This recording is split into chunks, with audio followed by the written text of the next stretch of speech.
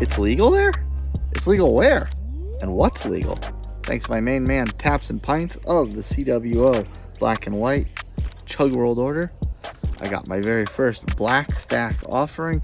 It's called It's Legal There. Clear dip with Michigan hops. I'm excited to find out what Black Stack's all about. Right after the intro.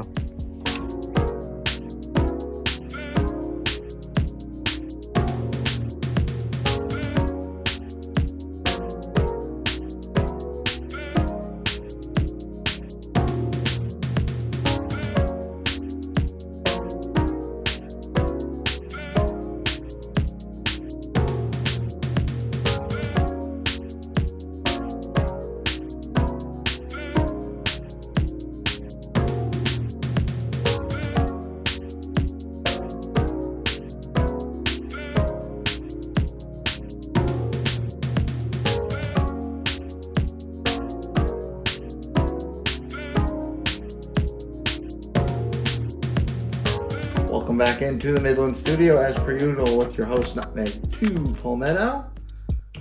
My first Black Stack. I'm very excited for this. Again, shout out to my brother Taps and Pints of the CWO Black and White Chug World Order. It's a double IPA, a clear double IPA. All beer should be clear, right? Double IPAs are your jam. Work your way down to the comments. The first one pinned is a link to a playlist of double IPAs I reviewed in the past. If you like what I said about this one, work through that one and check out some other ones. Maybe some other names out there in the craft beer world float your fancy. Oh, what's on the can? ABV, a nice, solid, respectable 8%, right on point for being a double IPA. Style ale, of course. There's some logos on it. Now, the main logo is actually kind of cool. So it's the typical Black Stack logo, this tower right in the center, with all these little windows behind it. And then behind it is like one of those welcome to whatever states you're in. It says Michigan behind it. Actually, above there, it says greetings from. So it says greetings from Michigan. Black Stack is not in Michigan, it's in Minnesota. It's in St. Paul, if I'm not mistaken. Of course, the name of the beer is It's Legal There. Did Minnesota pass the ganja bill? No. There is a nice little saying on the back. No fruit was harmed in the making of this extremely fruit-forward beverage due to the stickiest, ickiest Michigan Chinook and Michigan Copper we got from Hophead Farms on a clean base of Briess Pils Malt. Can you smell that? I've heard it's legal there. Ooh, maybe this does have a little bit of a hempy, danky cannabis type of aroma. I dig that. Alright, so that explains a lot on the bottom with the extra logo that I wasn't totally sure. So there's a Black Stack logo on one side of this little legal balance scale, and there's another one that says Hophead Farms, which I didn't totally understand what that was at first. But that's apparently the farm that grows the hops that they use in the beer. Makes a lot of sense. There is a blurb on Untapped, but it's the exact same thing I just read on the back of the can. Fairly solid representation of check-ins. 918 total, 888 unique, of which 807 are ranked. Pretty darn solid and respectable. 3.82 global ranking. And of course, Imperial New England IPA.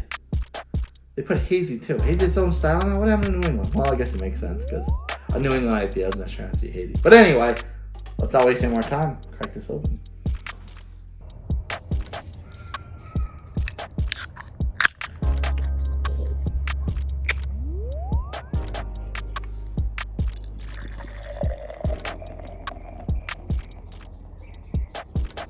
That does indeed look pretty clear.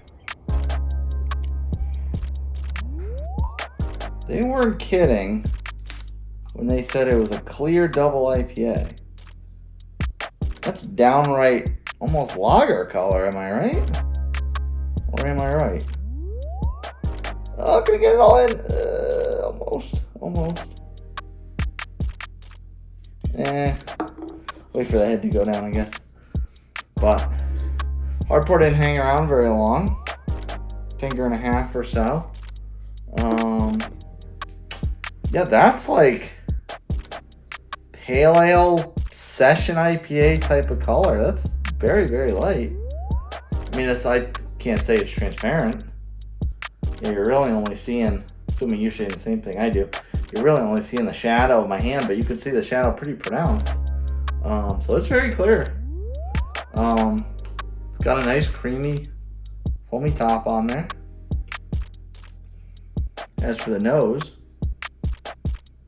not getting hemp. Sold it as definitely having a hemp smell, but that's not what I'm getting. It's almost a little, it's hoppy. There's a little bit of a citrus note, but it's more so on the hop variety. It's a little lemony, a little grassy. It's almost like it's almost Brett. It doesn't have quite the funk that a Brett has, but that's almost what I'm getting on that. Well, I'm curious. I'm ready, and it's my first black stack, so let's get right into it.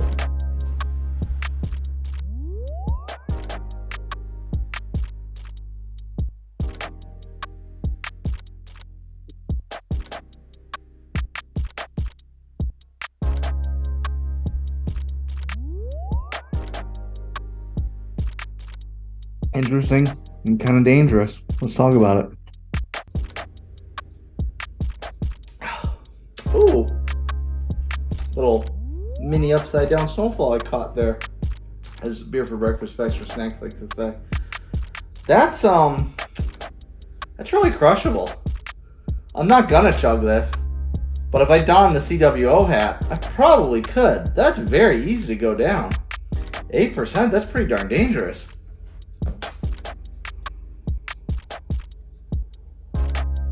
There's like a hop, there's like a bit of a hop flavor to it, but it's not. I mean, it's got a little bit of a bite, but it's not really bitter. Very, very, very, very low. Very, very low in that. I mean, the IBU is not listed, but I don't think this would be higher than 35, 40. It's very crushable. There's a little bit of a grassy aftertaste, which isn't bad. It's not super overpowering. It doesn't make you feel like you're out mowing along with your teeth. Yeah, that's really darn good. That's really darn good, and that's not particularly my style. I mean, I've been very, very tepid on double IPAs of late. So that's just not bad at all. That's really good.